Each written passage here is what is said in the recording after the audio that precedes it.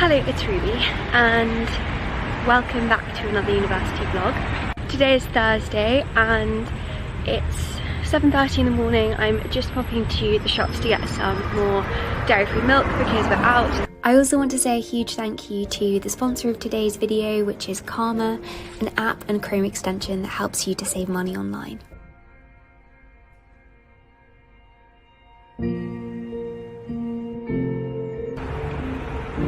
So I just got some almond milk. This one is usually really expensive, but it was on sale, so I got this. And also 3 carrots because I love raw carrots at the moment.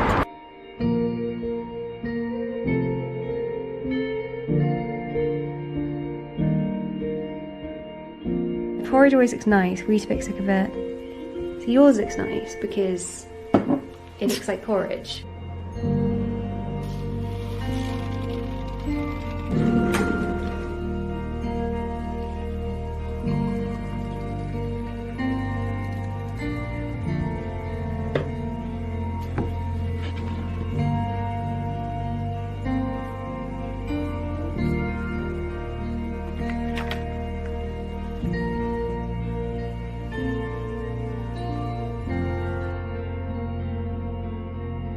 I was just reading one of the sketches by Boz here on my iPad and annotating it with the Apple Pencil. I read sketches by Boz a couple months ago in preparation for this module, but this is the sketch we're going to be looking at in seminars in particular.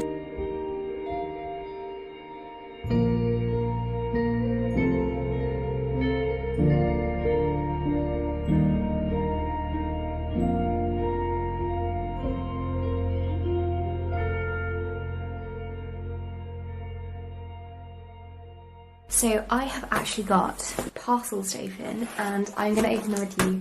I'm so excited about this. I have ordered a load of books. Some of these are books that I have ordered for university, some are ones I've ordered for pleasure. One thing which I actually found really hard as an English literature student is making the time for reading for pleasure during term time, because there is so much reading that you've got to do for your course and there are so many books that you can read which will help you with your course that it's really easy to just read those books. But I know that when I was doing philosophy and theology, for example, in first year, like I did make time for reading for pleasure because I love reading for pleasure. Like, so I'd read my course books and then I'd read for pleasure as well. I mean, don't get me wrong, I do love reading my course books. There's a reason I study English literature. I do love reading, like the books I've been set. But I also want to make sure this year that I don't stop reading the range of literature that I like reading. These are books that hopefully I will get around to reading this term or this year. So I ordered these books online and used Karma discounts to save money on them. So today's video is very kindly sponsored by Karma. Karma is basically a way to save money when shopping online, and like 2 years ago when I first heard about it, I downloaded it on all of my family members' computers and I've used it literally every time I've shopped online since then.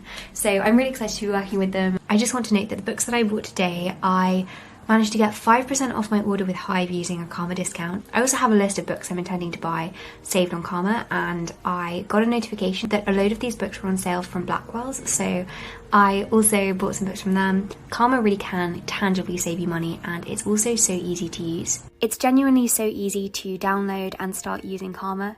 You just click to download the Chrome extension on their website and it's all set up. So it's compatible with all major shops and will then just pop up when it sees your shopping. One thing you can do is click to save an item for later, and then Karma will give you an email or mobile notification when the item is on sale. You can also organise your shopping into lists. So for example, I have a list for books I want to purchase, and yes, I probably do have a problem because yes, I already do have a lot of books, but I also just love reading. My favourite bit though is that the Chrome extension of Karma will scour the internet for discount codes and apply these whenever you place an order. And I always do this when I'm placing an order. Through doing this, you can see that I got 5% off my Hive order. Also worth mentioning is that Karma gives cash back to you and to a good cause when you shop from particular shops. If you want to download and start using Karma too, then you can just click on the link in the description box. It's completely free to download this Chrome extension. I'm going to start with this parcel, which is the biggest one. This one is from Hive, which is basically a collection of, I think it's like 300 independent bookshops. So you can support independent bookshops when shopping online.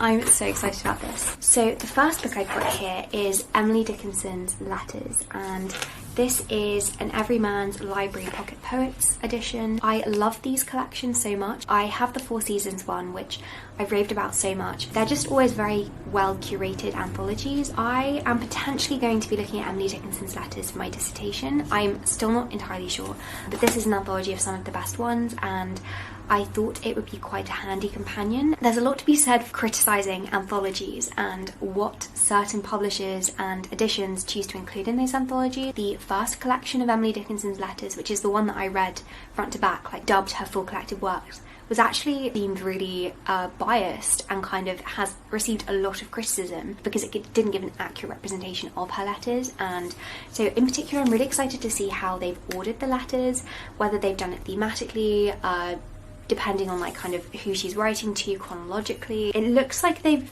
grouped it by who she wrote to. Emily Dickinson's letters are a joy to read, and they give you a great insight into her personal voice and like how she maybe would have spoken in conversation. I think letters are fantastic because you do hear people's actual voices through them. It's like the main way that I think we're able to actually hear from people in history, and yeah, I love reading people's letters, so I'm very excited about this one. The next book I have got here is How to Read Paintings, a crash course in meaning and method. I really want to be able to look at a painting and identify like the era, be able to analyse them, because I love going to galleries, but I really feel like I don't know enough about paintings and art to appreciate them that much. And I know, yes, I do appreciate them just by virtue of like looking at them, like the aesthetic value, but I really want to be able to understand them better. So I'm really hoping that this book will help me, and I think it will be useful for English as well, because you can learn about the historical period by looking at a painting, and so it can be quite good for like cross-referencing with books and what you're learning from books.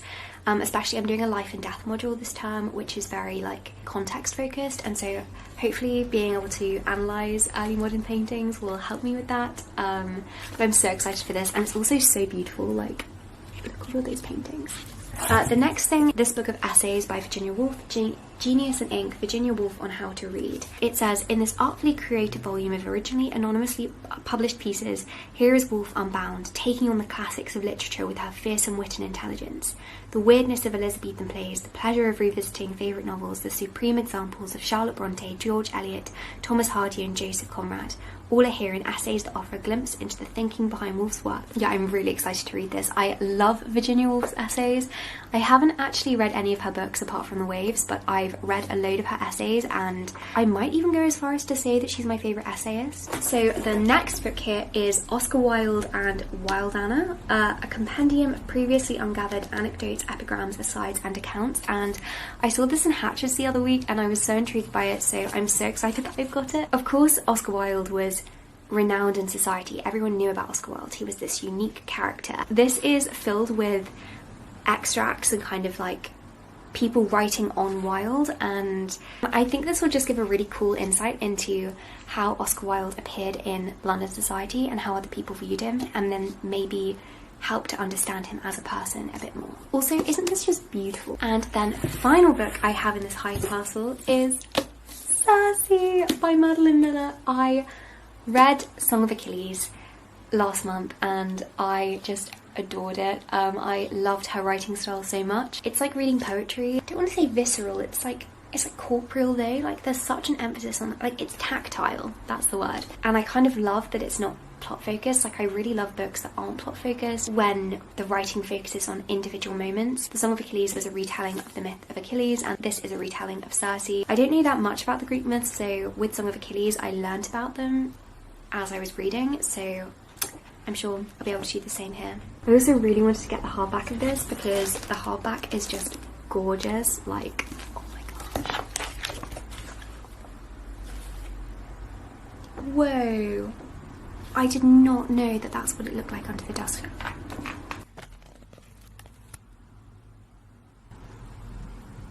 Okay, now let's move on to the next parcel. So I couldn't find all of the books on Hive. Some of them were out of stock, and so this is from Blackwell's.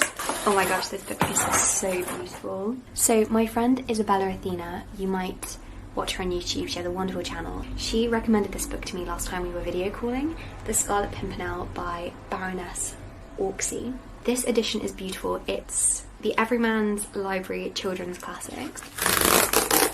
Okay, and this is another book which is for university. So it's a Shakespeare motley, an illustrated assortment. I saw this book in Waterstones back in the summer and I very nearly got it, but I ended up getting a book of essays instead. This is such a beautiful colour illustrated volume, and I do know quite a lot of contextual information about the Jacobean period just by virtue of studying it. I know that I still have a lot to learn, and I'm doing one module on life and death in the early modern period this term, and I'm potentially thinking about doing my dissertation thesis on something related to the Jacobean period too. I feel like this is going to be so great for like getting a better idea of the early modern period in Jacobean England.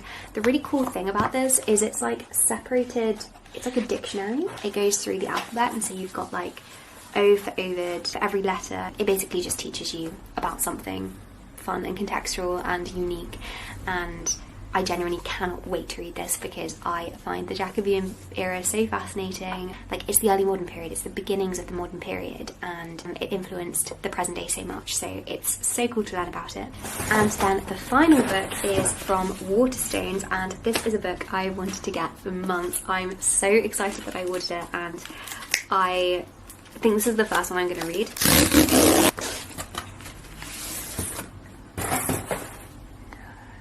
So this is a Waterstones original, like it's only stocked at Waterstones, but it's by the British Library. It's Decadence, a literary anthology. It's full of writings from the aesthetes, the decadent writers like Oscar Wilde and his contemporaries, and I love this era of writing. It's one of my favourites, like the kind of fin de siècle. I can never say it. The fin de siècle.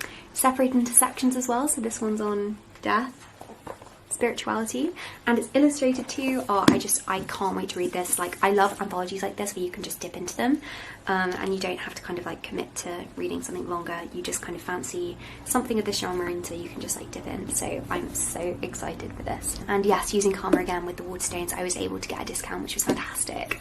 Anyway, at the moment it's 5 minutes to 12, and my parents are actually coming to collect me at 12 because it's my cousin's wedding this weekend, and so I'm actually going back from university. I've only been here for 4 days, but I wanted to move in and like start to get settled before term starts, because otherwise I'd go to the wedding, move in, and then term would start the next day. So I'm heading back today. My university vlogs will like halt, and then like the next time you see me I'll be back at university for my first day of lectures. I'm really excited for the wedding, but I don't really want to vlog it because I just want to like focus on being present with my family, etc. So actually I need to pack for the wedding. I'm just going to bring a rucksack, like make sure that I have my laptop and stuff so I can do some studying in the car. I can't remember ever buying this many books at once, like not for a long time.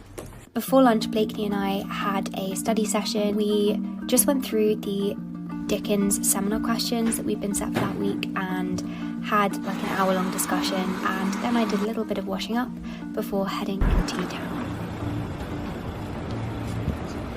I'm just quickly walking into town because I ordered a birthday present to my mum to collect from John Lewis here. I'm also currently listening to a podcast. It's one of Matt D'Avila's ones.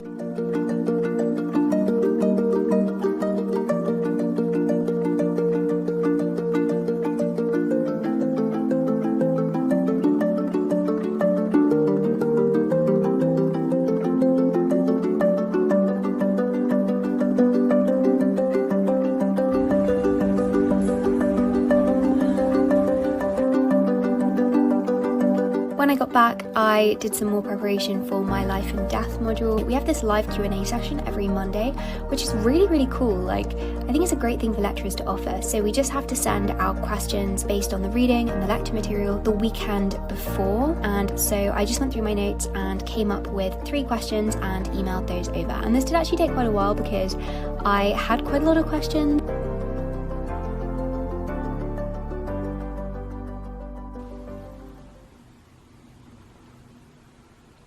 My parents actually ended up running a little bit behind. They were camping and they stayed at their campsite a bit longer. So it's now 3 o'clock and they are just a few minutes away, apparently. So they're gonna be here any second. This is what I am bringing. I need to bring my bowls downstairs, quickly wash those up before I go because otherwise they'll go all gross. And I'm bringing my Kindle to read. I have got books at home, so I don't need to bring anything else, but it feels weird to not be travelling with a physical book, like to only be bringing a Kindle. It just makes me feel a little bit uncomfortable not having a physical book with me.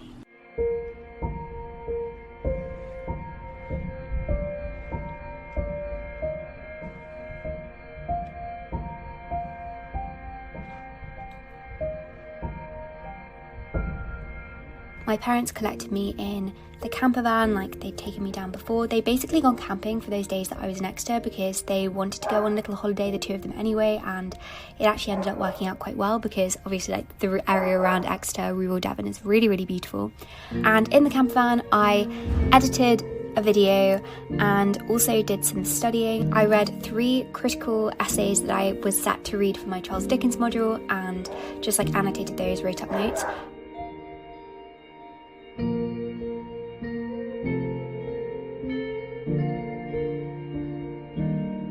Anyway, thank you so much for watching this video. Thank you again to Karma for sponsoring today's video. As I said, there will be a link in the description box where you can download this free Chrome extension. Honestly, it is definitely worth downloading. I've been using it for years and would highly recommend it. Anyway, yes, I hope that you have a productive week.